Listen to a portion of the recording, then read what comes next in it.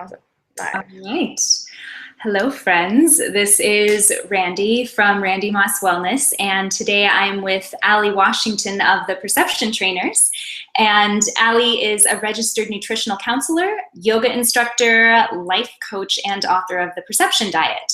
And she's also the face of the Perception Trainers YouTube channel, which I absolutely cannot recommend highly enough. And if you're part of my Facebook group, the Eat to Feel Good Diet, you will have seen her videos scrolling through every once in a while, because she just has a way of explaining concepts in the simplest, most straightforward, beautiful way. And it's better than I can do most of the time, which is why I'm like, you know what, just here, have this. Right, yeah.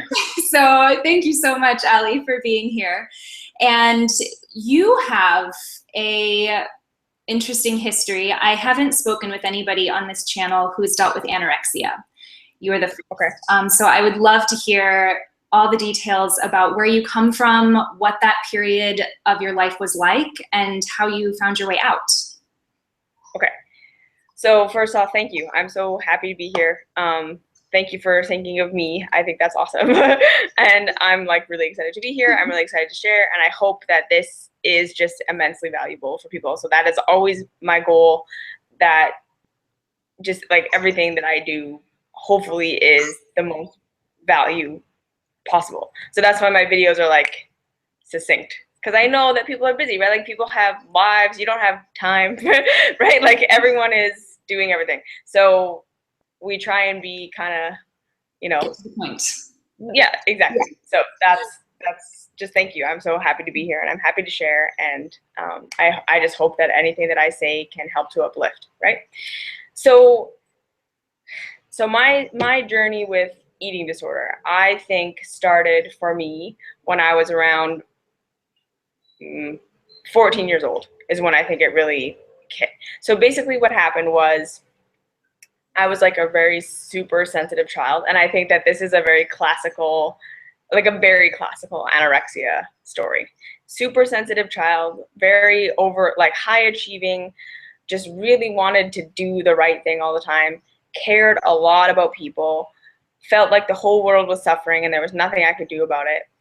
And at the same time, felt like there was something really wrong with me, that I just couldn't be happy and normal like everybody else, right? I couldn't just like watch TV and eat chips and like play and have a good life. Like I was just like very stressed out. Like my mom sent me to the guidance counselor when I was in grade 1 because I was so like stressed, right? And so that was kind of life. And then in grade 5 and grade 6, no, grade 6 and grade 7, that was like between grade 6 and grade 7, my very best friend got cancer. So she had a tumor on her head. So it wasn't like brain cancer, it was more surface level. But this was basically just like a straw that kind of broke the camel's back situation, I think. She was sick for an entire year, and she was also going through her parents' divorce, and she just had a lot of stuff going on in her life. And plus we're like 7 years old, or however old we are, like 10 and 11 at this point. And so she would go away every 2 weeks for chemotherapy, come back, and be like bald and like losing her hair, and she had a line, like an intravenous line that went directly into her heart. So like she couldn't shower and bathe regularly because if water got in there, she would die. So it was like there was just like a lot of things going on that she couldn't just be like a normal person. So I was constantly trying to like reintegrate her back into our friends groups, right? Like have our friends, not just like completely reject her. And at the same time, she was just like so hurting and so scared and so much going on that like I was like her one place where she could dump all of her shit, essentially. So she was basically like, she bullied me, and I was just like taking it because she's in so much pain and there's so much going on. And then at the same time, my parents don't really understand what's going on with me, and they're like getting mad at me for being so upset, or just telling me to stop being her friend, or just like, what's wrong with you? Just handle this. So it was like this whole big thing. She recovered. And then basically in grade 8, so the year after she recovered, I spent essentially my entire grade 8 year on the couch, just like done. Like I was just like stomach aches, I developed a cyst on my ovary. I had like bronchial infections. Like I was just sick. I went to school just enough days to pass grade 8. I was just like, I crashed, right? And of course, during this time, I ate. I just like sat on the couch and I ate. And so I gained like, I was always like a very lean kid. I didn't really have a whole lot of body awareness. I wasn't really like a whole lot of body issue. I was always small and I don't know, I just never really thought about it. And then all of a sudden in grade 8, I like pack on all this weight and all my friends, right? The hormones are starting to happen. All my friends are like skinny and pretty and boys like them. And they're like having these fun experiences in grade 8 and grade 9. And I'm sitting there just like miserable and chubby and just like, so in my mind, this was the problem, right? I'm miserable and I'm so unhappy. And even though I've been miserable and unhappy my entire life, it must be because I'm just not pretty and skinny like the rest of the girls, right? So I go on my first diet in between grade 8 and grade 9.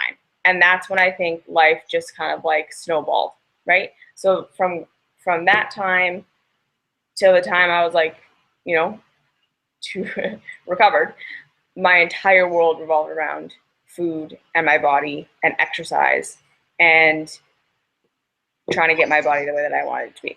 So I was still able to be completely successful in school. I was like, again, like a total running around like a chicken with my head cut off, right? Like I was in all the plays, all the musical theater shows, dance, extracurricular dance, had a job, voice lessons, straight A student, like, right? That kind of, again, classical anorexia, overachieving girl. And meanwhile, trying to like grapple with my diet, right? And so after that kind of like initial first diet I went on, I lost like 20 pounds. I went from like 140 to 120, which was totally a healthy weight for me. At 5'3", I think is what I am. It just basically for the next 4 years, that's basically where I stayed. Like all throughout high school, I was between like 120, 130 pounds. But I was trying desperately to lose weight. Like everything that my entire world was how can I get skinnier? How can I get skinnier? And I just could never do it. I could never do it. Like I went on all these different diets and I changed my eating. I cut out wheat, cut out dairy, cut out sugar, cut out, right, processed foods. I started cooking for myself. Like I wouldn't even eat the food that my parents made or whatever. Like no more meat and potatoes, no more casseroles, no more pasta, none of that. Like I made all my own food. And then like there was like the protein bar phase, the protein shake phase, the eat right for your blood type phase. There was the Mary Lou Henner total health makeover phase. There was like all of these different things. And then in the summer between grade 11 and grade 12, so when I was 17, when I was in grade 11, I donated blood and I was following the blood type diet at the time. And I thought that I was an O blood type. So I thought that I had to eat meat, right? And I donated blood in grade 11 and it came back that I was actually an A blood type, which are supposed to be the vegetarians. And I had been wanting to be a vegetarian for like a year. And my mom was like, no, you can't be a vegetarian. You're an O blood type. You need meat. It'll make you unhealthy. And so I was like, see, I told you I was supposed to be a vegetarian, blah, blah, blah. So I went like vegan overnight.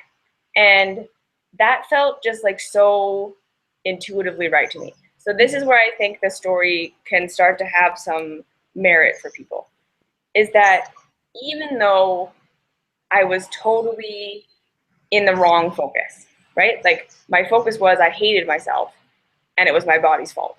Like basically that's what it was, right? Like that's essentially what an eating disorder is. I hate myself, I don't like my life, and if I could just change this thing physically in my reality, I will feel better.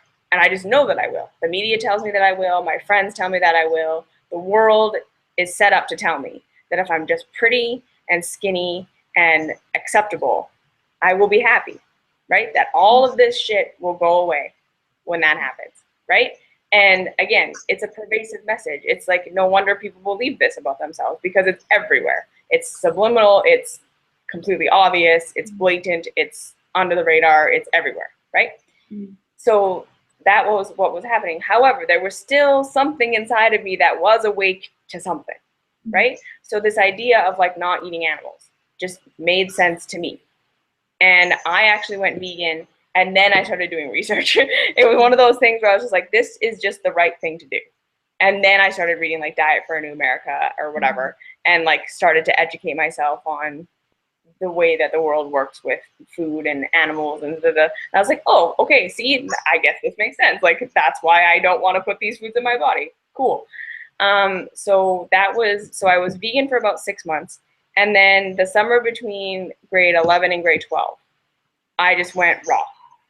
And I was just like, and it was really, again, it was one of those weird things where I just like, I was like so curious about it. I had like read about it on a website online that I literally, okay, so this makes me feel like I'm 150 years old.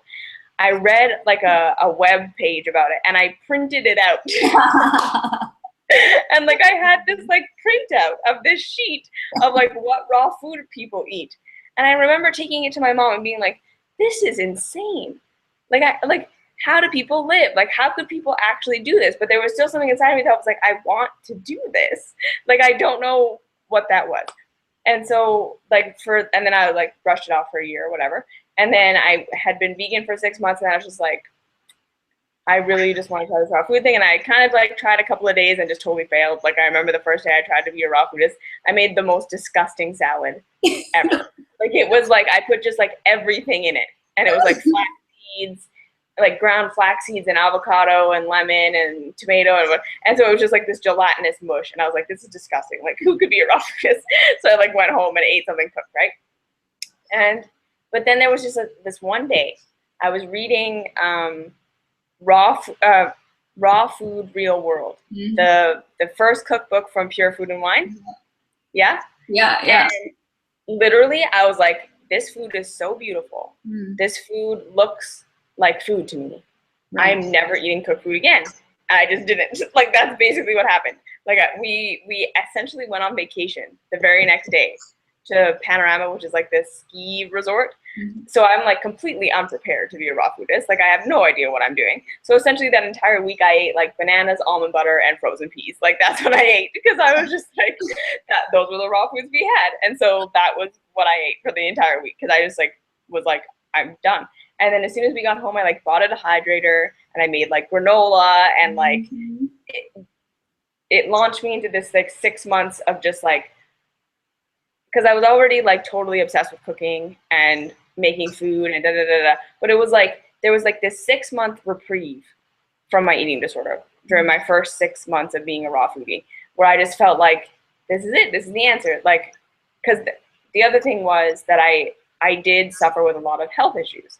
Like, I had basically had chronic stomach aches my entire life. Like, I was colic as a baby and just never grew out of it, is basically how I describe it, right? I had acne. I had, like I say, hormonal issues. Like, I had a cyst on my ovary in grade 8. I had crazy mood swings. Like, my body was just really, really, really sensitive. Asthma, chronic sinus infection, like lung infections, like stuff, just like ill health, like not healthy. And so then I go raw and I didn't have a stomach ache for like 6 months. And I was just like, this is the holy grail. Like, I have found it. Like, and there was really even this point in that time where I wasn't even that concerned about my weight. Like, I really just was like excited about this food and I felt like I could eat and it was going to nourish me and I was going to be okay. So there was like this 6 month like bright spot. And then I graduated from high school 6 months early when I was 18, like direct. So basically I turned 18 on January 30th and I got on a plane to go to Bible school in New Zealand on February 2nd. So 4 days after I turned 18. So I had just graduated and I was just kind of like, because at this point I was just so burnt out with life. Like, I really feel like I was just kind of that weird, like I was like a very strange like zombie creature. Like, I was just like getting through grade 12, like just trying to tie up loose ends, finish my exams and eat raw foods. And like, that was kind of like, I wasn't even like like trying to maintain friendships. Like, I was just kind of like getting to the end of it. And I had wanted to travel, but my parents were like, there's no way we're letting you just get on a plane when you're 18 years old and just go somewhere random. Like, you have to be going somewhere. And we were very Christian at the time. So I went to this Bible school called YWAM, which is Youth with a Mission. Yeah. And yeah, they're there. So they're all over the world. And again, like I'm under the impression that I'm going to go and like find a whole bunch of like cool friends my age. And we're going to be like I'm finally going to find friends that are like me. And I'm going to like have this awesome social experience. And we had been corresponding with the people that ran the place, and they said that they were totally fine with me being a raw foodist, that they could support that. That was fine. And I was like, great, this is going to be like the most amazing thing ever. So I get there, and all of the staff, I guess, had turned over between my correspondence and me getting there. So I show up, and they had no idea that I was a raw foodist or that I was vegan or that anything like this. And they were like, well, like basically part of your tuition to this school is $50 a week go to food. And all of that $50 is given to our chef, and she takes all of that money to the grocery store, buys food for everybody, and cooks for everybody. So they were like they kind of like chatted amongst themselves and decided that, okay, what they're going to do is they'll give $30 a week to the chef, and she'll just buy me fruits and vegetables while she's at the store. And then they'll give me $20 back each week, and I can just fill in the gaps with my own shopping. And we were like, okay, great, no problem. Like that's a super easy thing. So we did that for the first couple of weeks. And then at the same time, I realized that this was kind of like an off-season DTS. So most of the people in my group were not my age. They were like, so there was like an older family, an older couple, 2 older single ladies, and then 2 girls that were my age. And so it was not this like camaraderie that I had expected, right? And then my like little small group leader, I just was like, I am so much more mature than you are. Like every time we'd go driving, she'd get lost, and then we'd end up on the freeway, and she'd be crying and screaming, and I'm just like, I just like did not have time for this. I was like, I'm not, and like I don't know. And so I get there, and then same thing, you know, you move halfway around the world to a complete place you've never been before. Totally, you don't know anybody. Da da da da da. I just like was crashing. I just like was panicking. I was emotionally totally all over the place. Like I felt so alone. Like I basically would call my mom every single day and just be like, let me come home, please let me come home, please let me. And she'd be like, no, like we told people you were going. We said you were going for 6 months. You can't come home. We already paid for this. And I was just like, oh my gosh, like this is the worst thing ever. And then halfway through the DTS, so again, like I totally knew that I was struggling with an eating disorder. Like I knew that I hated myself. I knew that I hated my body. I was desperate to lose weight. Like nothing was working. I just couldn't lose weight. I could like, even with going on the raw food diet, I didn't lose weight. Like everything stayed the same. And then, but like, because I got myself so far out of my comfort zone and went so far around the world, and there was nothing to comfort me. So like, this was a thing. Like I didn't have activities. I didn't connect with anybody there because I was so like in my own head, and I just didn't want to. And like, I had a really hard time like leveling with people my age, because I just didn't care about the things that they cared about. Like I didn't care about clothes. I didn't care about makeup. I didn't care about whatever. I was like, no, it's like, we need to like figure out what like the secrets to the universe are. Like there are so many like more important things that we need to be talking about. And because that wasn't happening, I was just like, well, I'm just going to focus on my body because I don't know what else to do. And so I'm either like, you know, contemplating the meaning of it all, or I'm calculating my calories. Like those were kind of like my 2 extremes. And so this is happening, and I know that I'm struggling, and I'm trying to break out of it. Like I'm trying to like eat some foods that aren't raw foods, and I'm just like, I don't understand why people eat cooked food. Like this sucks. And like, just like all of these things are happening. And then halfway through the DTS, the leader of the school comes to do his little teaching week. So basically the DTS, you have a different teacher every week, and they teach you on a different kind of like Bible concept.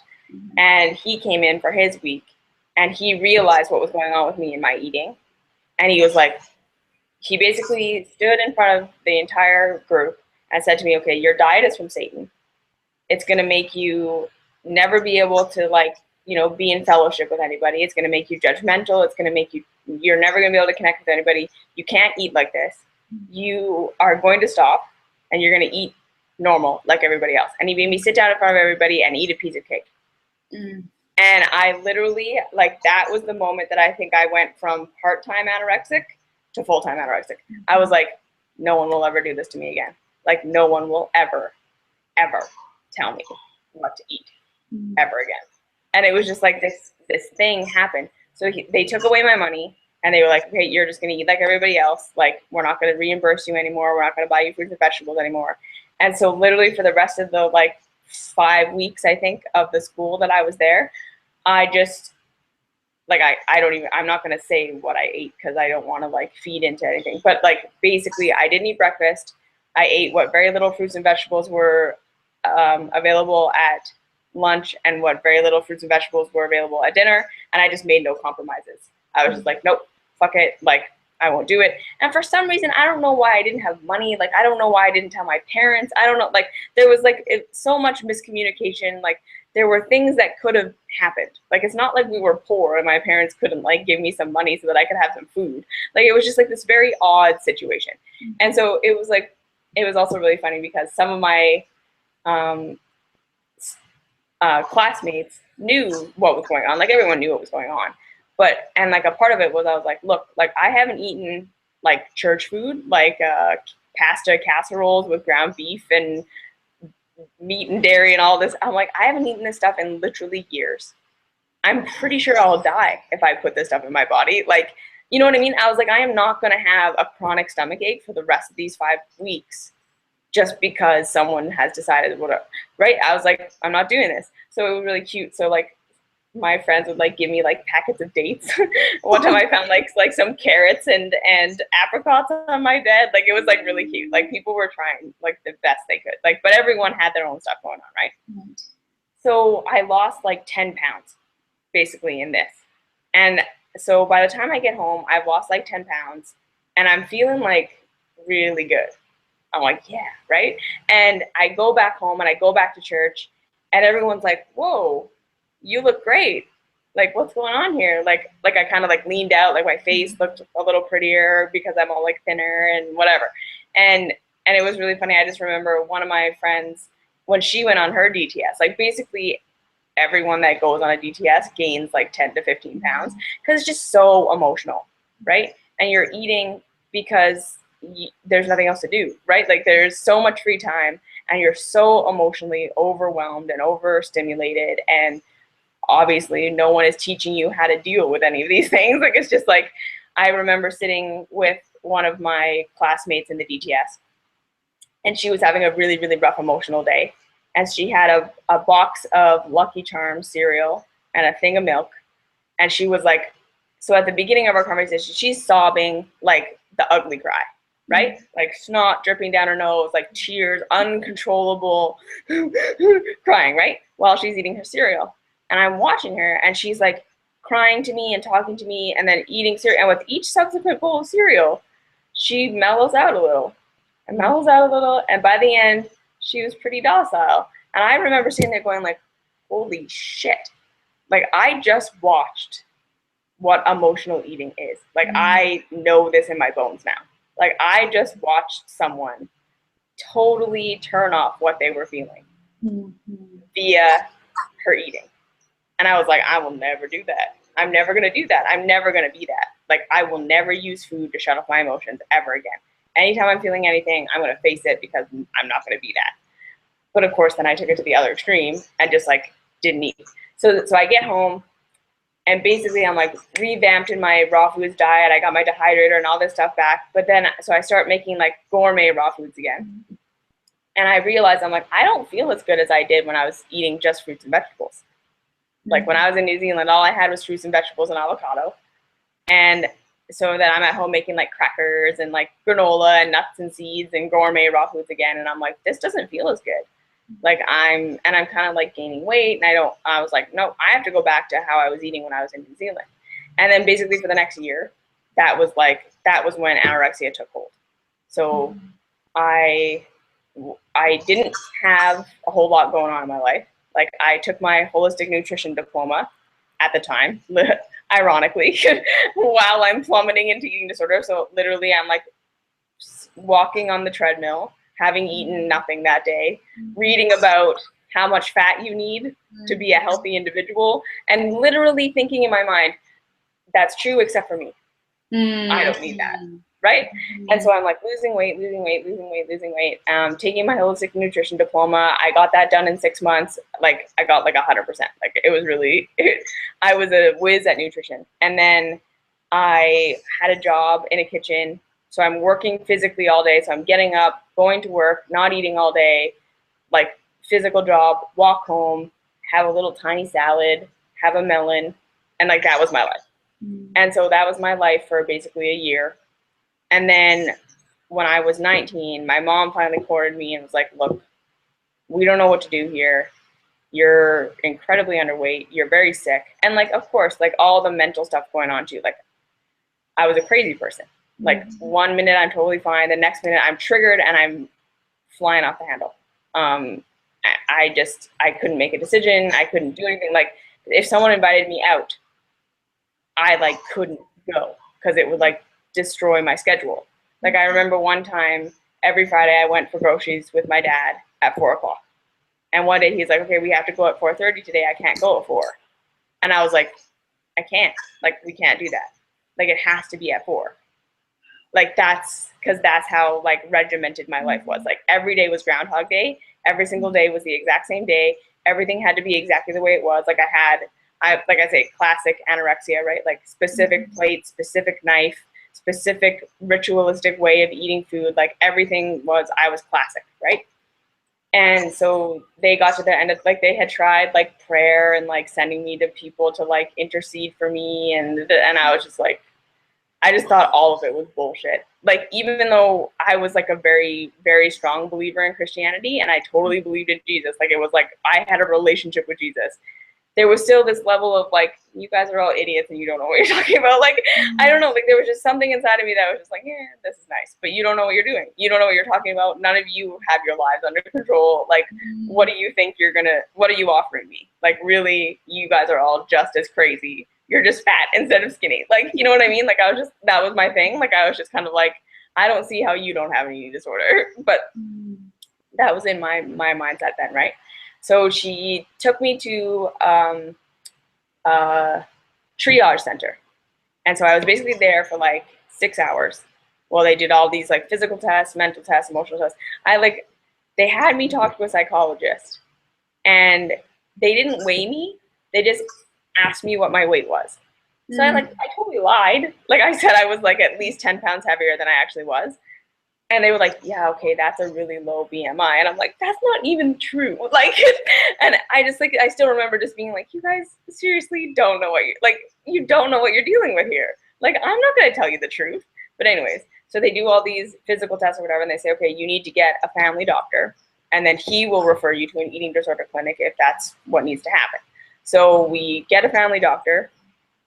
And he said, okay, because of the way that the eating disorder clinic stuff works in Calgary, Alberta, where I was living at the time, they prioritize children, so 17 and below. So they said there's a good chance that they won't call you for at least 6 months, right?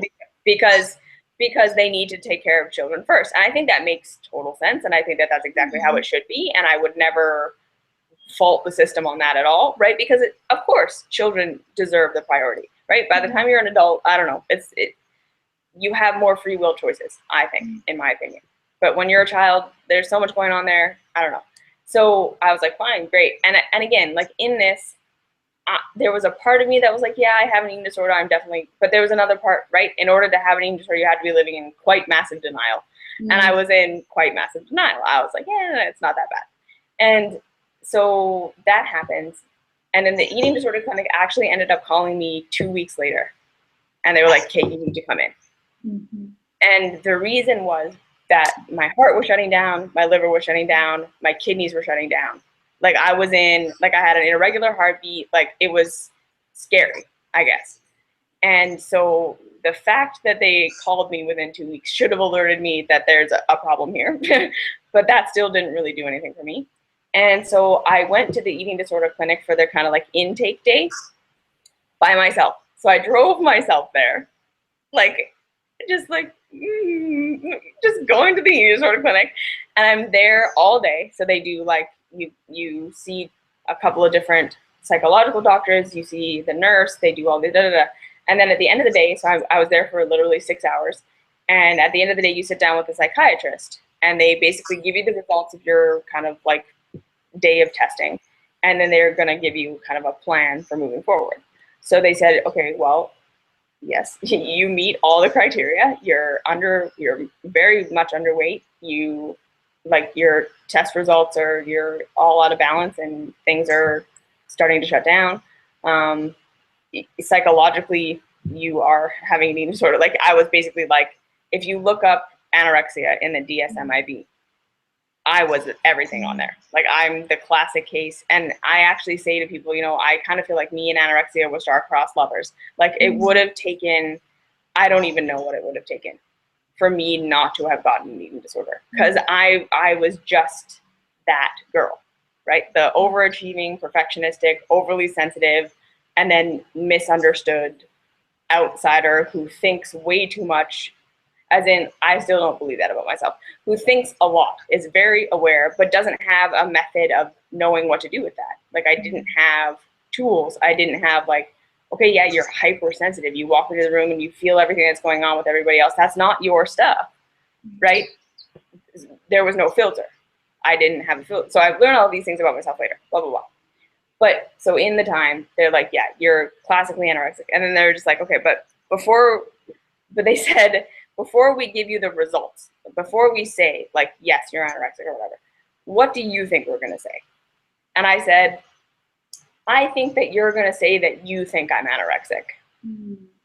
As in like, I was not even really willing to admit that these psychiatrists and doctors knew what they were talking about. I was like, I think you're going to say that I'm anorexic, but that doesn't mean that I'm anorexic. It just means that that's what you think, right? And they were like, yeah, okay. So they were like, okay, if you were 17, you would be having no choice right now. We would be admitting you right now, and you would be inpatient, and that would be the end of it.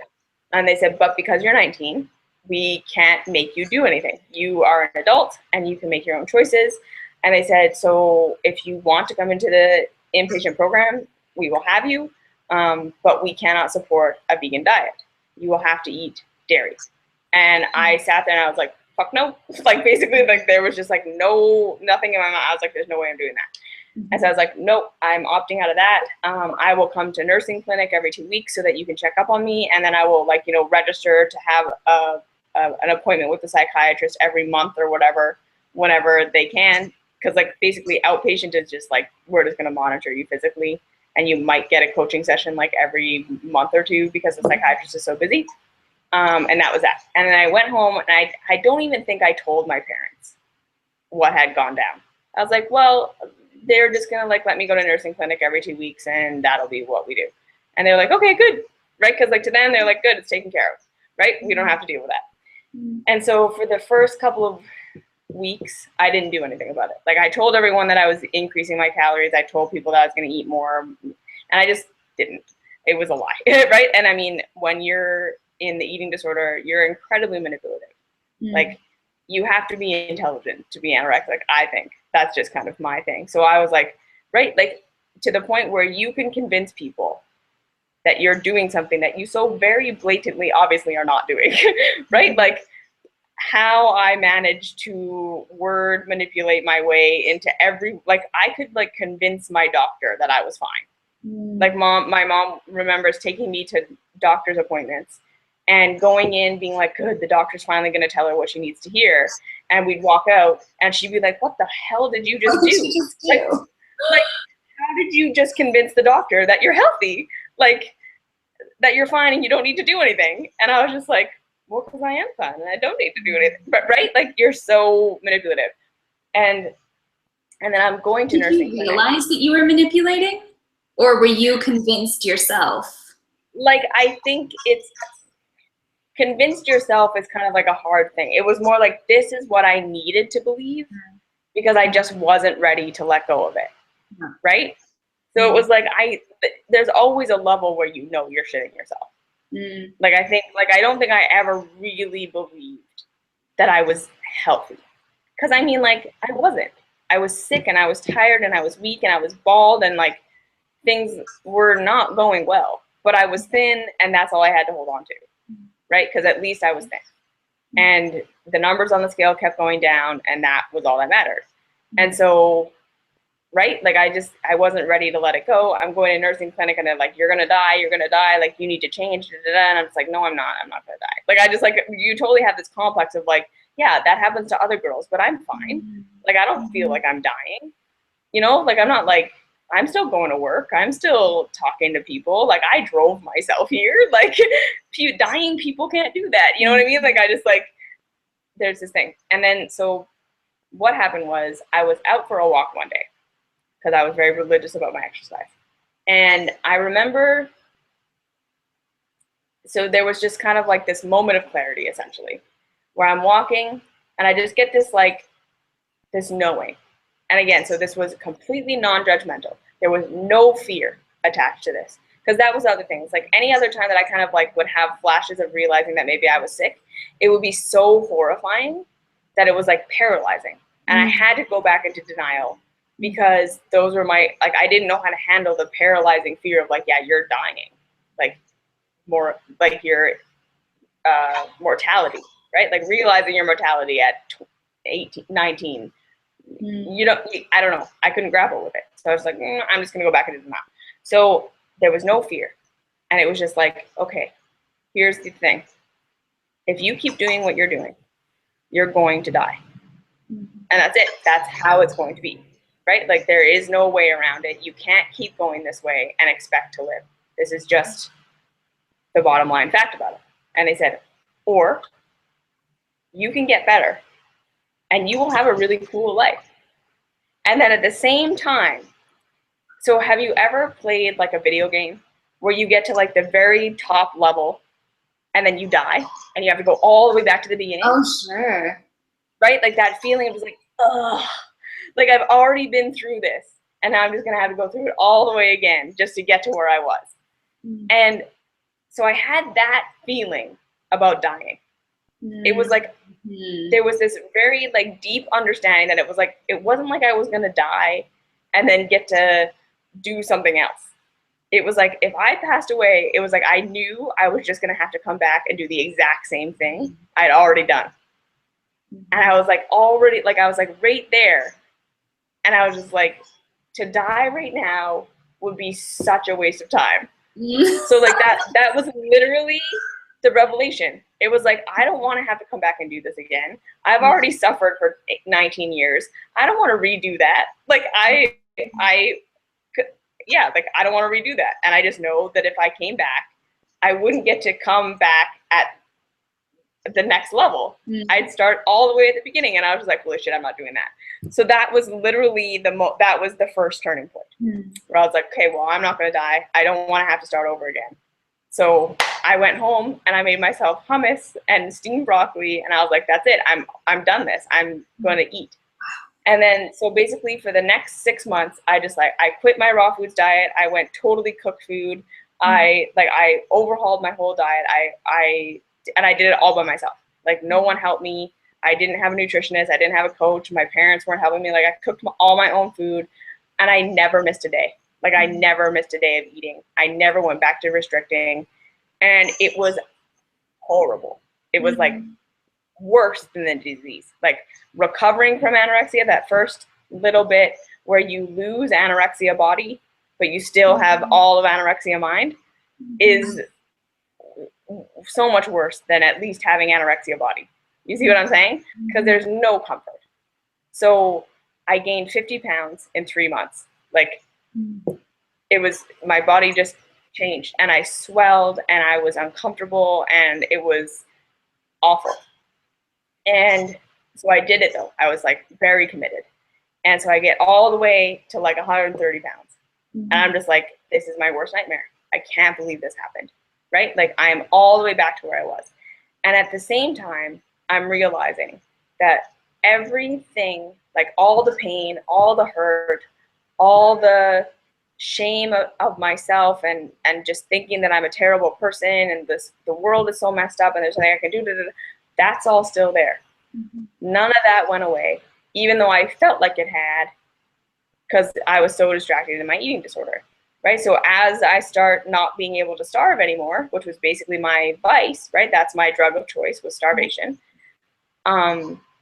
All of this comes back, and I have no idea how to deal with it. Plus, now I have an eating disorder, and like that was basically my life. I was just like, I have no tools for dealing with any of this, and now the one tool that I had is gone because it's killing me. I can't keep doing it.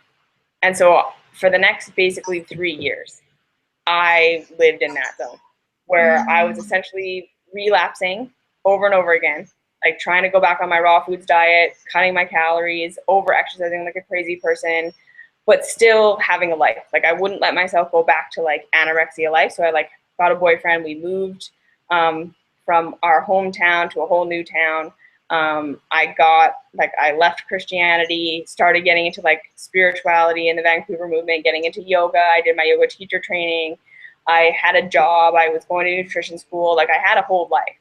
But in the middle of all that, I'm still trying to starve myself. I'm still doing all this stuff and nothing's working. Like my body would not budge. I stayed at 130 pounds for like 3 years and hated every minute of it. I was still completely anorexic. I just didn't have anorexia body. And one day my sister sat down with me and she was just like, look, I know you and I see you and I know what's going on. And you put on a brave face for everybody else. But she's like, you're still starving yourself. And you're not, like, she's like, you're getting into preaching self-love. You're getting into preaching, taking care of yourself. And like, you're trying to be all this positive person for everybody else. And she's like, but you don't do it for yourself at all. Like, you don't let yourself rest. You don't let yourself have pleasure. You're on a schedule. Like, every minute of your day is filled. And she's like, and you're starving yourself. Like, this isn't healthy. This isn't working for you. Like, what are you doing? And she's like, and you're also constantly like trying this way of eating or this way of eating, or maybe do this or maybe do that. And like constantly changing. And every single time my body doesn't do what I want it to do, I flip out and change everything. Right? So I was still doing the raw foods diet, but like high fruit, high fat, no grains, no greens, all greens, juice, like I'm doing everything. Right? And she's just like, you just need to pick something. You need to stick with it. And then you need to deal with the rest of your life. Like, stop changing your diet, stop fiddling with your exercise, stop doing all that. Just like pick something, stick to it, and that'll be the end of it. And so I kind of tried that. Like, I took what she said, and she was right. But again, I don't think I was really ready yet to like fully get that. So I tried to increase my calories and just eat a normal amount of stuff. But again, my body, like, I just hated it, and I hated eating, and it was like this whole big thing. So then in 2012, my boyfriend and I go to Thailand for the first time. And so like at this point, I had, again, right, all in the midst of all of this happening, I'm realizing how much I don't like normal life, and I'm never going to be a normal person, right? Like, I'm working my job, going to school, and every day is like Groundhog Day. Like, just to make ends meet, you basically do the same thing every single day. Like, I go to my job and it's like a retail job at a yoga studio. So literally you're doing the same tasks every single day. Like, it's like a reset, right? And then every day I shop for food, cook food, clean the house, eat, exercise, and then you do the whole thing over again the next day. And I was just like, this isn't living. This is life maintenance. Like, all growth has stopped here because everything that I'm doing is just to maintain the thing that I have. And I was like, I have so much more that I want to do in my career. I have so much more that I want to do in life. Like, I want to travel. I want to do all these things. But it's like, but this is not it. Like, I can't do this. I can't do this life. And so I started to kind of like dream, right? And in this time, I was like, I really want to work online. I wish that I had an online job so that I could not have to like work and then quit my job to go travel, spend all my money, and then come back to make money and then do that whole thing. I was like, I don't want to do that. I was like, I want to have a meaningful career. I don't want to just be a waitress so that I can travel. I was like, I want to be doing something. I want to be helping people. I've got my nutrition thing. I've got my yoga thing. I've got my Reiki thing. I'm qualified, but like, I don't know how to get into this. So I tell the universe that I want an online job, which is like ridiculous because I'm so technologically not advanced. Like I still, for the first year, I told people that I worked on the internet. Like I didn't even say like I have an online job. I'm like, oh, I work on the internet. And it's like, but that's like, no, I don't actually work. I don't work on the internet. Like the internet, I'm not like building the internet. But like, you know what I mean? Like this is how like not, I feel so basically very serendipitously I ended up getting a job with an online company called Young and Raw, which people may have heard of. It was a pretty big deal. So Shalina, the owner of Young and Raw, had come to the cafe that I worked at. So I worked at Organic Lives, a raw foods cafe in Vancouver. And I met her there and I got obsessed with her. And then one day she put out that they were looking for bloggers. And I had had a blog forever. I'd always been a writer. And I was like, okay, well, I want to be a blogger for you. And maybe that could like get some like traffic for my blog at the time or whatever. And I sent her 4 blogs. She's like, these are great. Like, these are really great. That's awesome. You can write for us anytime you want. And I was like, okay, well, also I'm a holistic nutritionist. So if you ever need help with like meal plans or whatever you're doing, let me know. She's like, well, actually I am making a program and it would be great to have help with the meal plan. So she thought that she'd like hire me for a one-off, like I'll just help her with the meal plan. And then basically just like slowly turned into it like, no, you're hiring me. So I became kind of like her kind of customer service assistant at first, and then the holistic nutritionist, resident holistic nutritionist, taking care of people in the Facebook groups, helping her write programs, and all of a sudden it becomes my job and I can quit everything else that I'm doing and I'm working online. And so that was like, whoa, my whole life changed, right? Like I started to become a little bit more in control of my life. And then in 2012 we go to Thailand. And that had been another dream of mine forever, right? So this was like the big turning point of my life, basically. So we're on an island in Thailand. I'm sitting here with the love of my life, who's like, Marcus is just like so much a part of the reason why I think that I recovered. Because he was unconditional love to me. He just like adored me. And like for a long time in our relationship, I couldn't figure out why he loved me so much that I was just like suspicious of him. Like I was just like, I don't understand this and I was constantly trying to earn it. So like I'd cook for him, clean for him, like doing all this stuff for him because I just like did not feel worthy of the love that he was giving me. And like I couldn't receive it. But I knew that it was there and it was very overwhelming. So what I could let in, I let in. And of course I adored him and I thought that he was the perfect thing. And I just like couldn't believe that we were together. And so we're in Thailand. I have this online job, which is awesome. Like life is really moving in a really good direction for me. And we're sitting there and like literally I'm eating the most delicious watermelon that's ever been. Like, because in Thailand, the fruit here is like out of this world, right? And so that had been a dream of mine, like fresh tropical fruit, being like a Calgary girl who like the winter everything tastes like plastic, like to have like real fruit with the love of my life in Thailand. Like I'm sitting overlooking the ocean. I have no responsibilities right now and I'm miserable. Like absolutely, I may as well be in prison. Like I may as well have been, I don't even know, like in your worst nightmare. Because that's how terrible I felt inside my body. I'm just like, I hate my body so much. I hate myself so much. I can't enjoy this. And I sat there and I just like had, again, like this, just like very like, this understanding came to me that it was like, okay, I've been struggling with this since I was 14. The only time I ever was like at a weight that I liked was when I was sick and couldn't have a life. So I was like, there was always like this hope that like the next diet would do it for me, the next thing, like there was always something else I could do. And then I just had this, I was like, what if this never changes? Like, what if this is just how my body is? Because like literally I've been struggling at this for now 10 years and I'm no closer to where I want to be than I was at the beginning. I may as well be back in grade 8 eating cookies on the couch because seriously, that's where I'm at. I've gone through all of this. I've tried all these different things and I'm still no closer.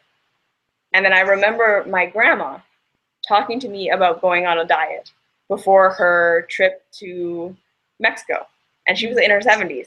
Yeah. And I was like, yeah, that shit never stops. You don't grow out of it. If you don't do something, I was like, there's no fucking way I'm going to be 70 and talking to my grandkids about losing a couple of pounds before I go to Mexico. I was like, no, I'm not. Like, I was like, I do not want that. I don't know how to not be that. My mom was that. My grandmas were that. My aunts were that. Everyone I knew was that.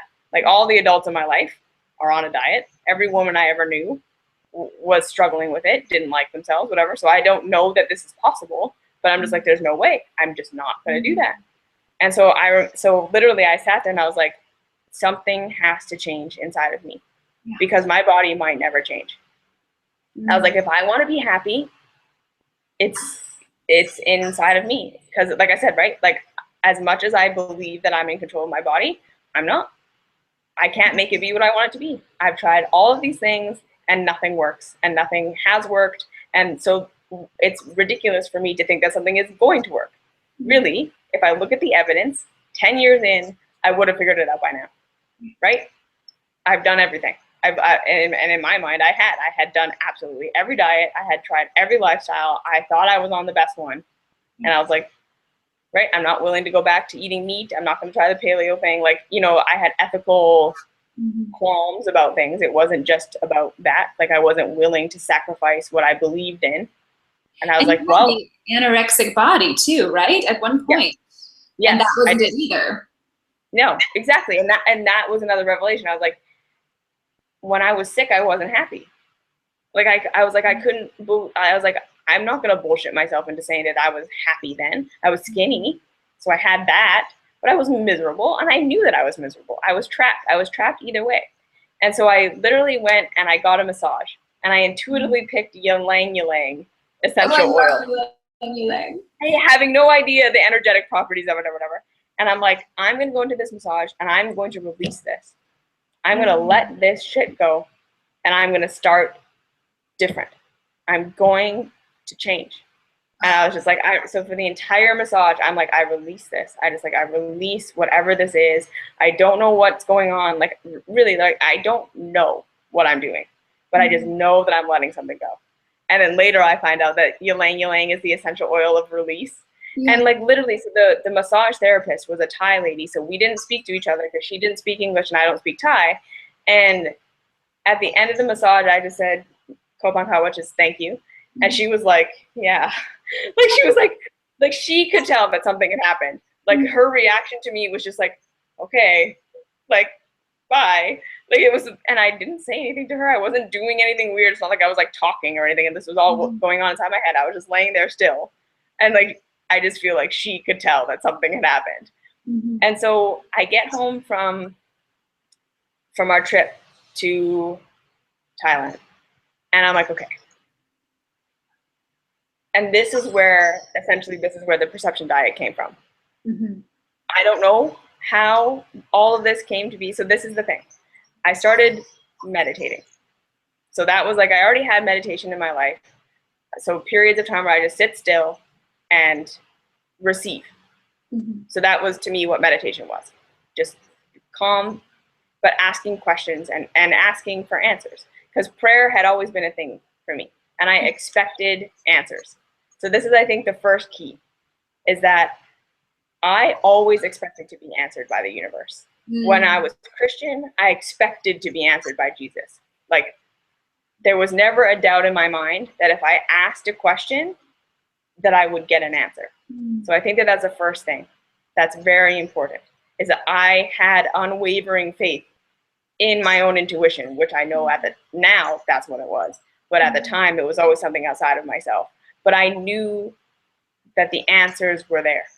And I knew that I could get them. So I think that this is the first really important thing for recovery from any kind of thing that makes you feel terrible in your life, is to just know that if you ask questions, the answers are there and you can receive them and they will come to you.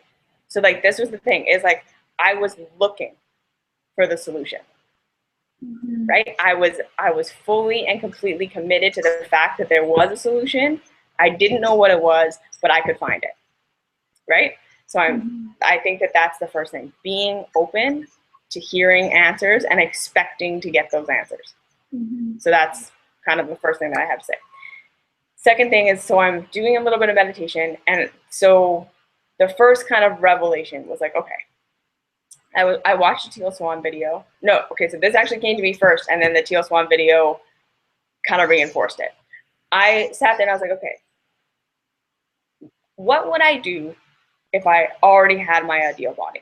So if I'm not trying to change my body, I'm not trying to fix my body, I don't think there's anything wrong with my body, it's exactly how I want it to be. How do I want to eat? How do I want to move? How do I want to live? Right? If there were no consequences, so I'm not worrying like, well, is this going to make me gain weight? Is this going to make me gain weight? Maybe this will make me lean. Maybe this will blah, blah, blah. I'm like, if I already had it, what am I doing? And so I was like, well, I'm not doing any crazy exercise. Like, I was working out a ridiculous amount, doing heavy weights and running and da-da-da. And I was like, no, I don't want to do any of that stuff. All I like is walking and yoga. Those are the only kinds of exercise I ever want to do ever again. So I quit everything else and just started doing yoga and walking, and that was it. And then I was like, okay, well, how do I want to eat? And I was like, well, these are the foods that I like. And they were fruits and vegetables, and I liked juice, but I also needed salt, and I needed seaweed, and I needed, like, there were things that, you know, in the 80-10-10 movement, you're not supposed to have, and blah, blah, blah. And I was like, screw that. I'm having whatever I want. And so I maintained a raw foods diet, but I added in some things that were like, you know, contrabandish in that way of thinking, right? And then the second thing was, I said, okay, if I already had the body that I wanted, I would never say anything terrible about my body. So I made the rule that I'm no longer ever allowed to say something negative about my body. Because I also had this revelation that I was like, I don't want to be the girl that every time you have a conversation with me, eventually we get around to how fat I feel and how I wish I could lose weight. Right? And especially with my sister. Like, every time I talk to her, I'd be like, oh, look at my stomach, or look at this, or did I gain weight? Do I look neat? Do I look swollen? Blah, blah, blah. Like, that was like our Groundhog Day conversation. And so I was like, I'm never going to do that again. I'm not allowed to say anything negative about my body forever. And for the first 2 weeks, that was like the most excruciating thing ever. Like, I remember sitting there and my skin, like, I felt like I was like, I wanted to crawl out of my skin. Like, I just wished that my sister would like bring it up, being like, you look kind of puffy today. Just so that there would be some like release. But I like wouldn't let myself. And I eventually got to this point where I sat there and I was like, Sam, I just want you to pay attention to me. And I was like, okay, like, this is good. Like, when I take my coping mechanism away, some truth came out. Right? And later, as I started to kind of like, again, like go deeper, not let myself do my coping mechanisms, but really look at what's really going on with me. It was like there was this part of me that is very theatrical. I'm very, I'm just that kind of person. Like, the light of the party, I like it when people are looking at me. But I had developed this belief that, you know, that's not good. You shouldn't take up all the space in the room. You need to be meek, you need to be quiet, you need to be humble. And it's not okay to take up a bunch of space. So it's not like I stopped taking up space when I shut myself down like that. Anorexia was just my shadowed version of this kind of like theatrical stage personality that I have. Because I felt so bad for asking for attention. I felt so bad getting positive attention. I felt so bad about all that stuff, because like all my conditioning growing up was, don't embarrass me. If you're going to do something great, you better be really great. And then be humble. Don't talk about it. Like, we would even like, you know, like, my parents were so concerned about us staying humble that we would go and do like dance performances or whatever. And they would be like, yeah, you were good, but so-and-so was also good. Right? Like, they would never be like, yeah, be really proud of yourself. It was like, good, you didn't fuck it up. Like, that was basically the biggest praise we ever got.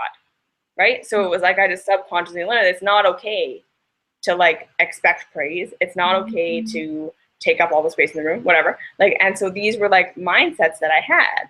And then I'm realizing that you never get rid of this stuff. It just turns shadow if you reject it, right? If any part of yourself that you reject is just going to turn into shadow. So like anorexia was just like a huge representation of every part of myself that I had rejected and denied and thought that I could get rid of, but it never went away. It just comes out shadow. So instead of being positively big and loud, I'm negatively taking up all the space in the room, right? I'm whittling myself down to nothing so that everyone has to look at me. Like, right? Like when I walk into the room, I know that everyone's looking at me, right? You see, like there's all this stuff going on. But it's because I'm saying, okay, I'm taking my coping mechanisms away.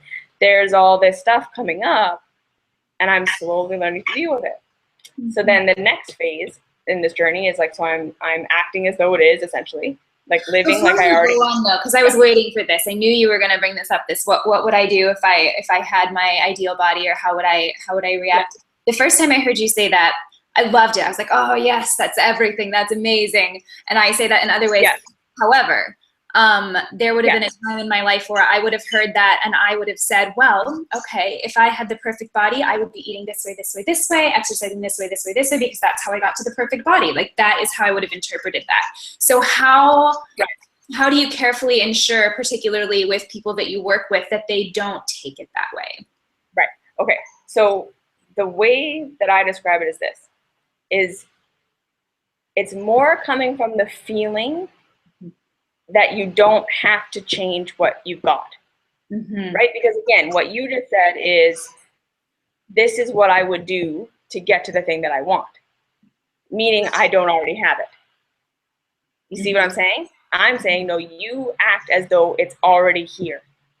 So the way that I did this was I would visualize myself being inside my ideal body and what that felt like. Okay, so here is the key. So again, I don't know. So while the process is happening to me, I don't know that this is what's going on.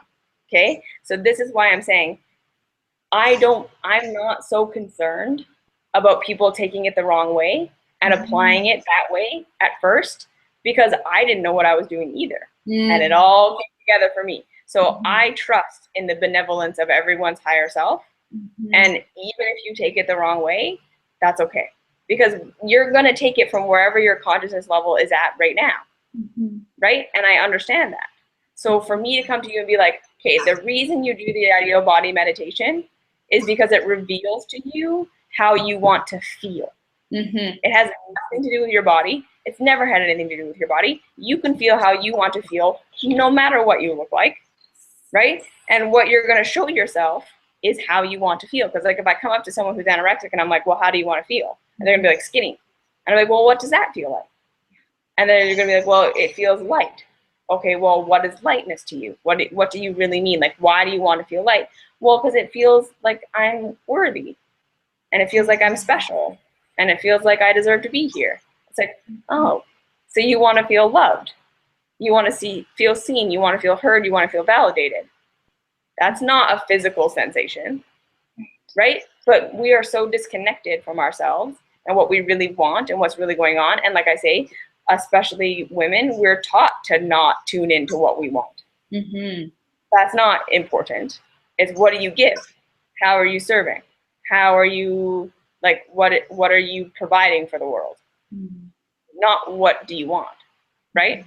And so you start with, pretend you have this ideal body, which is the all-important thing, right? It is. It's absolutely everything, right? We all know it. When you have the ideal body, you'll be happy, right? It's the truth. So imagine it.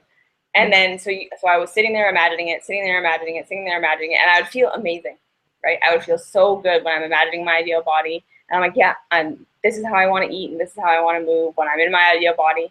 And then I open my eyes, and I look down, and I'm like, this sucks, right? And so I go back into like hating myself. But I'm still living as though I've got it. Like I'm still like trying to do the things that I knew that I needed to do when I was like in that space of already having it, right? And treating yourself, like saying the things to yourself that you would want to hear, even though in your initial reaction when you look down is, Yeah, exactly. So, and then that's another thing too. It's like I said, okay, I'm no longer allowed to say negative things about myself. And every single time I think a negative thing about myself, I'm just going to think the opposite. So I remember, so every time I would walk by the mirror, the initial gut reaction is, ugh. right? And I'd be like, no, you look cute. You look cute. And I'd put my shoulders back a little and I'd be like, no, you look cute. You look cute today. I was like, okay. And so I'm doing this. And then eventually I'm sitting there in my meditation and I have this revelation. I'm like, okay, I'm equating feeling how I want to feel with having this ideal body. And I'm telling myself, I only feel that way when I have my ideal body. And then I was like, but when I'm in my meditation, my body isn't magically transforming itself into something different in actual 3D reality, and therefore I can feel great. And then as soon as I open my eyes, my molecules re-establish themselves as this body that I hate. I was like, this is just a figment of my imagination.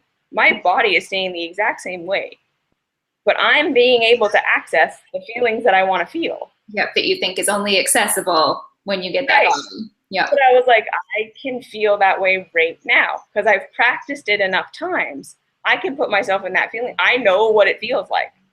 And then so I did it with my eyes open one day.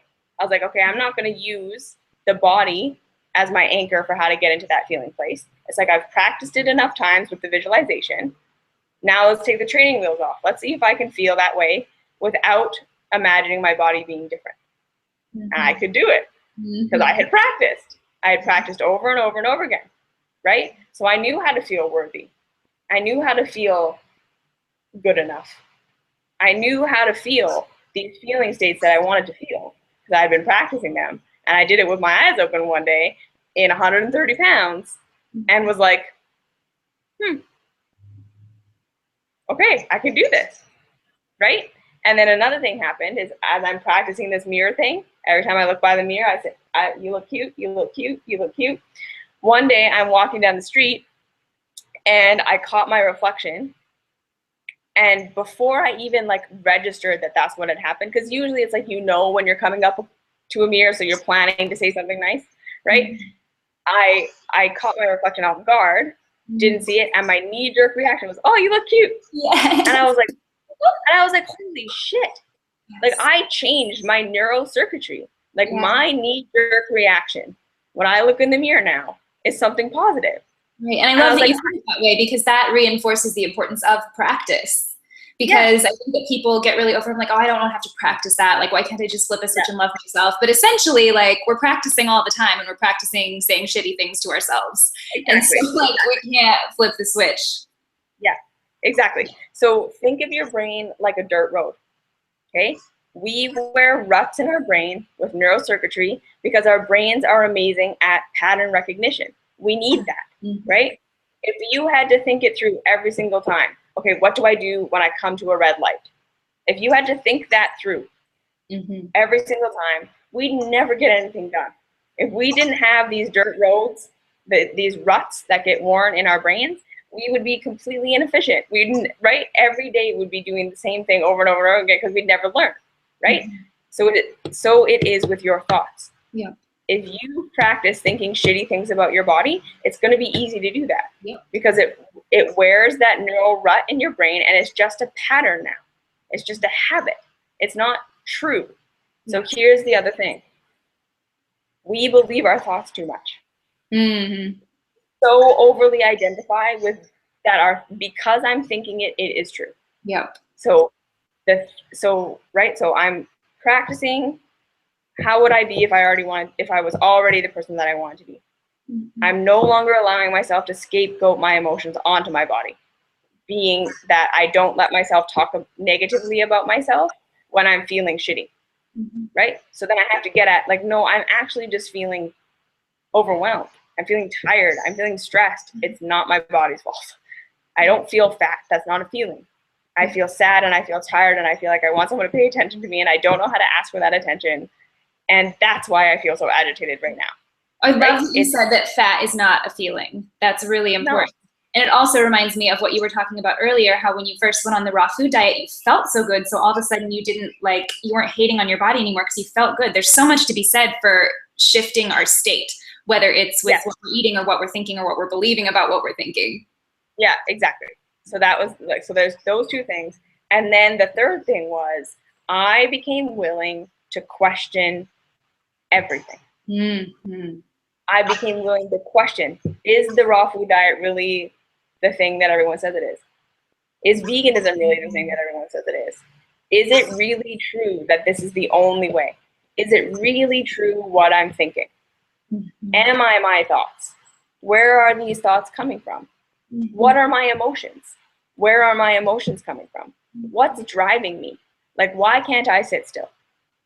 Right? So then I got to this place where I'm doing this, I'm doing these things, I'm doing this self-awareness, I'm meditating, da da da da da. And then we get to a place where we moved to Montreal, me and my partner, Marcus. And so I'm working online part-time, so only 4 hours a day. And he goes to work all day. We're in the middle of Montreal. I don't speak French. I'm not really a very social person anyways. So I don't have friends. And it's the middle of winter, so we're in the tundra. And so you don't even want to go out. Like, I don't even want to go out for a walk. Like, I'm basically in the apartment all day long for hours and hours and hours by myself with no real, like, I don't watch movies. I don't watch TV. I don't have entertainment. So I'm like, right? I was like in this isolation cave, basically. And I realized that I still had this, like, this not, like, I always got to be doing something. Like, I can't just, like, sit still, right? I always got to be on something. So I can do meditation, but that's because it's like, I'm doing my meditation. It was still work, right? It was still accomplishing something. I do my yoga, I do my meditation, I do my work, and then I have 4 more hours until Marcus comes home. And then I'm like, okay, I could totally, like, and I would get this just, like, overwhelming, just, like, crazy feeling when I didn't have something to do. Like, I feel crazy, like I gotta go eat, or I gotta go pick at something, or I gotta go cook something, or I gotta fill my time with something. And so one day I was like, you know what? This feeling has been chasing me my entire life. Like, it doesn't matter how busy I am, how calm I am, how great life is. It doesn't matter what's going on. This is still here. So I was like, so today I'm just not going to run away from it. I was like, I'm not going to let myself cook. I'm not going to let myself, busy myself with some project. I'm just going to sit on the couch. I'm going to close my eyes. I'm going to feel this feeling. I'm just not going to run. Okay, so I did it. So I sit on the couch and I'm like, just for however long this takes, I'll be here with this. And the anxiety and just like the intensity of the emotion got so strong that I was convinced that my heart was physically going to stop. Like, I really was like, I was sitting there, and like at the kind of peak of it, there was a part of me that was watching it go on. And I was like, I'm either going to die from this. And I was like, it's been chasing me my whole life. If it's going to kill me, I guess I may as well let it kill me. There's no point in running. Or something awesome is going to happen. So I just sat, and I sat, and I sat, and I sat, and I sat, and then something broke. And it was like, you don't feel worthy of ever receiving anything, do you? And I was like, holy shit. I had no idea that that's what I thought about myself. Like, that I just felt completely unworthy of ever receiving. And that, like, I was constantly waiting for the other shoe to drop. If something good happened to me, I was waiting for the punishment. And that was why I was so busy all the time. I was constantly running away from reality because I was so afraid of reality. I really had this mindset that it was like, either something good is happening to me and then that's going to get taken away and it's going to be really painful, or something shitty is happening to me and that's really painful. So my entire worldview was that reality sucks. And it was just like, just to even become aware of that, you're like, okay, like, I can't believe that's what I think about life. And I've been running and running and running and running because I just believe that everything is horrible, right? And I'm trying to convince myself that I don't believe this, but that is what I believe, right? So that starts to happen. I start to just sit with my emotions and they reveal to me what's really going on. And in that, again, you start to get clarity. Awareness in and of itself, almost all the time, is curative. So this is what I want to say. If you've got self-destructive behaviors and you're saying to yourself, I know why I do this, but you still can't stop yourself from doing it, you don't know why you're doing it. You don't know. you still don't know. Because if you knew, there would be change. Right. So let's bring that to binge eating specifically, because I work a lot with binge eaters. I am a former binge eater of many years. Two things. One, I loved what you said about just sitting with it. This feeling builds up. You feel like you're going to die. And this is what binge eaters feel like. They feel like they're going to die if they don't shove something in their face. And it's this overwhelming, but it's temporary. That feeling, it doesn't kill you, even though, but you can accept the feeling. You can accept the thought that you might have to get through it. And it lasts a period of time that in the long run is very small. So I love that you said that. So I'd love for you to talk a little bit more about that. And also, and I've heard you talk about this in other videos with your sort of like picking at food, how you got through that, because this also applies to binge eaters. Yes, exactly. Because again, what you're doing is when we're picking at food like that, you're numbing out. Or shoving food in, as the case may be for some of us. Right? That is how we shut it off. Right? I knew that. I watched myself do that. Like I watched myself. Most binge eaters do. Most binge eaters know that they're numbing. They even may know what they're numbing. Yeah, exactly. Like you said. So this is how I suggest that people deal with this. You come up with the 15-minute rule, which is, okay, I really feel like I want to binge. I really feel like I want to pick at food. I really feel like whatever, right? Obviously, there's some very strong emotion going on here that I don't want to feel, right? So I would even say that there are definitely people out there who have binge and that they're not even aware of the emotional stimulus. Like they don't come online, as in becoming aware of themselves, until the urge to binge is there. They're not even seeing that there's an emotional thing that's happening before that. Like this is the thing. Some of us are so disconnected from ourselves, we don't even come online until the self-sabotaging behavior is like, that's what's bringing us online. So again, remembering everything you do has a positive intention. Your binge eating has a positive intention. You're not doing it to hurt yourself. It's what you know to do right now. That's your best case scenario. So stop beating yourself up for doing that. That's what you know to do right now. You're not a bad person. You're not trying to hurt yourself.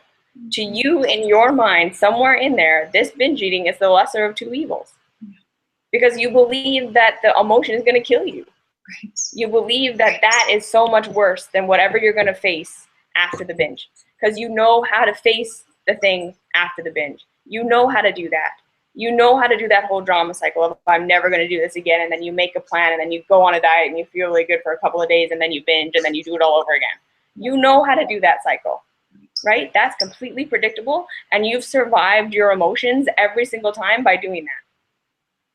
So your brain thinks this is how we survive emotions, right? We're not going to try something different.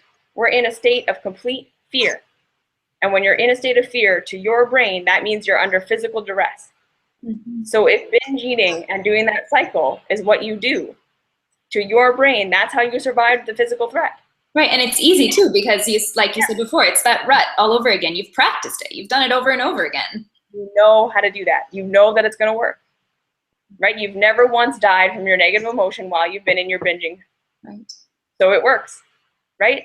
So you got to coax yourself into a state of safety before you're ever going to be able to change anything. So this is why trying to change your binging behavior just sets you into a new fear zone, which makes it impossible to change. If you've ever watched The Biology of Belief, Dr. Bruce Lipton, we know you cannot make changes when you're in a state of fear. And the second you try and fix yourself, you go into a state of fear. This is why I preach self-love the way that I do. It's not flaky. Okay, this is the most hardcore thing you can do. Right, self-love as different from self-improvement. Because self-improvement is not self-love in any fucking way. Yeah. And I hate self-improvement. And I want to burn every self-help book because the second you tell yourself there's something wrong with me and here's what I have to do to fix it, your brain goes, attack, we're not safe, because you're already in a state of fear. You're already in a state of fear. And then your brain hears there's something wrong with me and I have to change. Your brain's like, fuck no, that we're already in a state of fear. This is how we've been surviving it. We're not going to try something new. We don't know that's going to work. You might die. So it puts on the brakes even harder. Every time you try and stop your binging behavior, it gets worse. You know this, right? Okay. Self-improvement doesn't work. Right, and well, it's like some part of us too already knows that we want the self-love. We're just going the long route because I'll love myself when I'm better at this, or I look like this, I've done this, but we can just go to the self-love first. Yeah, exactly. It's like you're never gonna get there, right? You never get there. So like, again, ask yourself this question. You've been trying to get to be the person that you can love for how long? It's not working. You might not ever get there. You might never become that person that you think you need to be before you can love yourself. So does that mean that you're just going to hate yourself for the rest of your life? Because these are your two options. Love the person that you are now, or hate yourself for the rest of your life.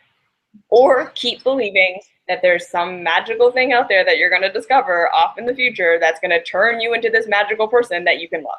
Right, which some people will spend a lifetime believing or looking for. Which is fine. But again, look at the evidence. What does Albert Einstein say about insanity? It's doing the same thing over and over again and expecting different results. Just because you're trying a different modality every time doesn't mean you're doing something different. Right. It's all the same, right?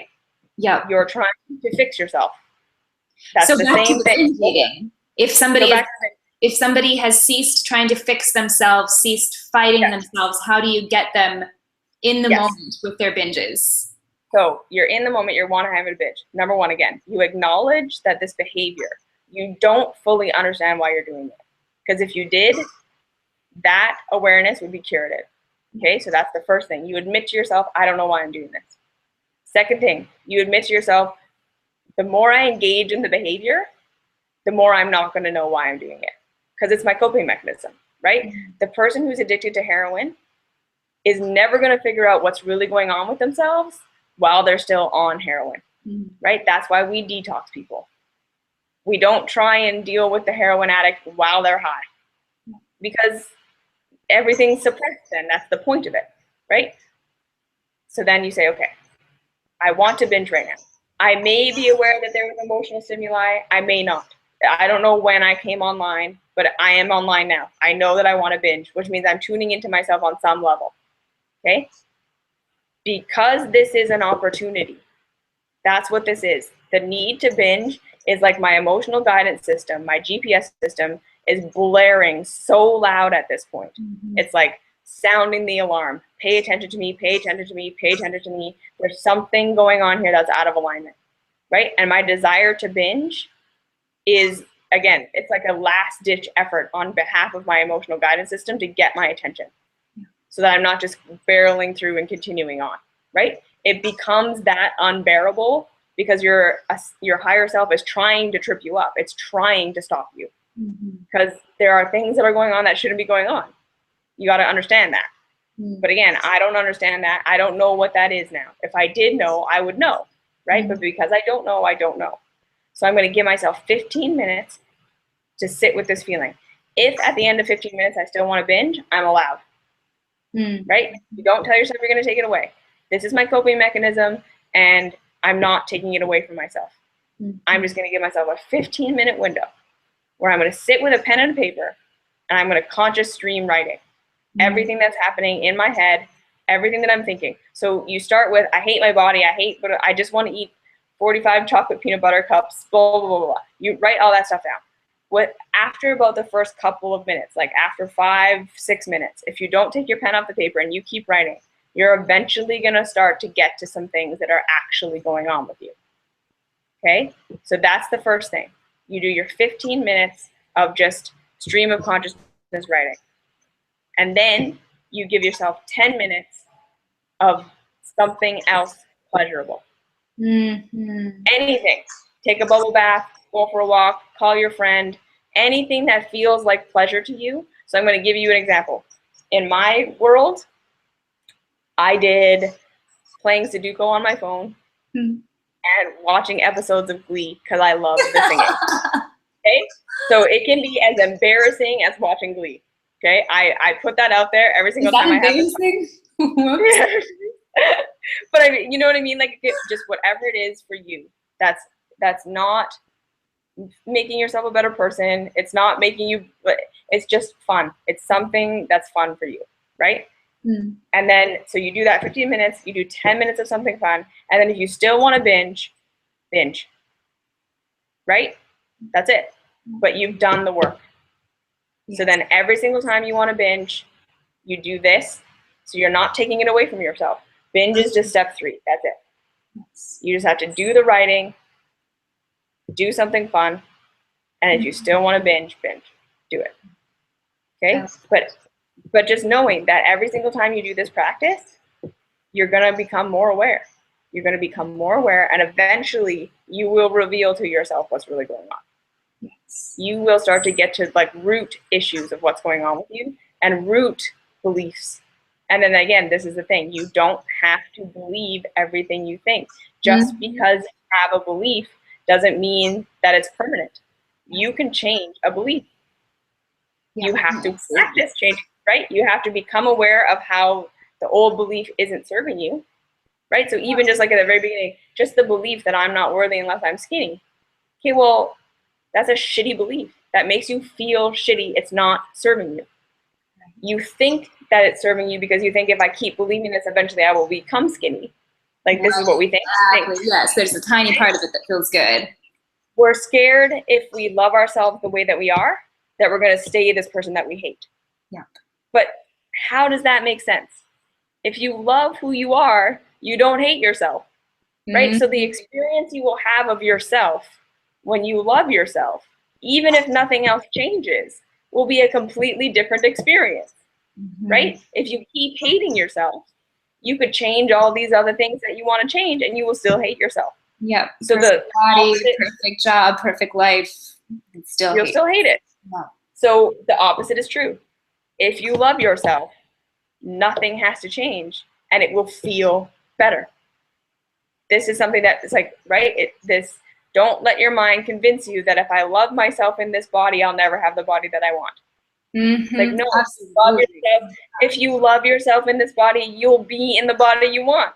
Yes. Oh my God. I'm going to tie it up right there because that was so perfect and such a succinct wrap up of the core of what I wanted to say. Thank you so much, Ali. This is absolutely magical. I feel like I could ask you a billion more questions, but we may have to do a part 2 someday. Okay, cool. Yeah, this was fantastic. Where can people find you and what do you have to offer?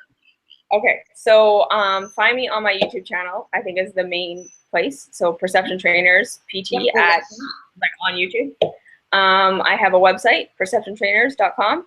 And so I blog every Monday and then I post my videos there. Instagram, Ali_perception trainers. I do daily post inspirational stuff. Yeah, that's where you can find me. And then Facebook, Perception Trainers. And then I have my book, The Perception Diet, which I think, if you're struggling with any stuff, like these are the tools, right? And it lines it all out, it explains it all. But again, remember, you have to practice. You can't just read the book and do the things one time and expect to be healed. It's a practice. You do it over and over and over and over and over again. So I'm just going to put that out there.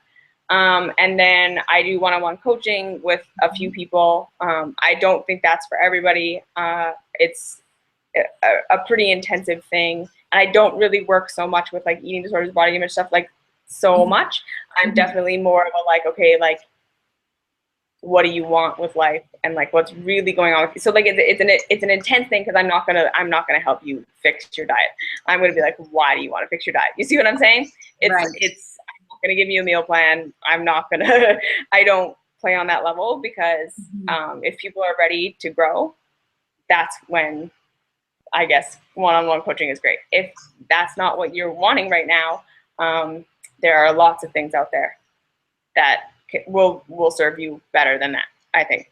And then the last thing that I'll say is I am developing a program, a 33-day program for people who are more on that level, who want like, okay, like I want a meal plan. I just want to learn how to start meditating, how to start tuning into my feelings. Because I understand that everything that I said, even in this video, like this is advanced stuff.